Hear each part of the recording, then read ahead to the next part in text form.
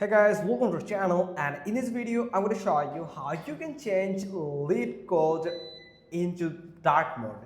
So here in Explorer section you can find this actual light mode. Actually you can change Explorer section in dark mode. You can just go to the problems here or contest or discuss or interview any of this window where you can find your profile icon here on the top right corner, where you will find this appearance icon.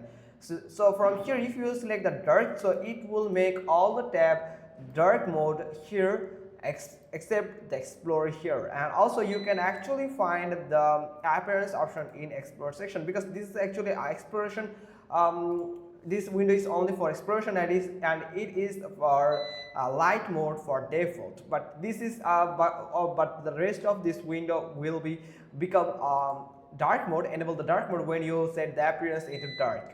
So, or if you have your system is on dark mode, then you can also use the system default. So it will just set the appearance according to your system. If it's dark, then you will get the dark mode on the Leetcode. So that's all. Hope you got this. If so, then give us a thumbs up, leave a comment below, and thanks for watching. Till next time.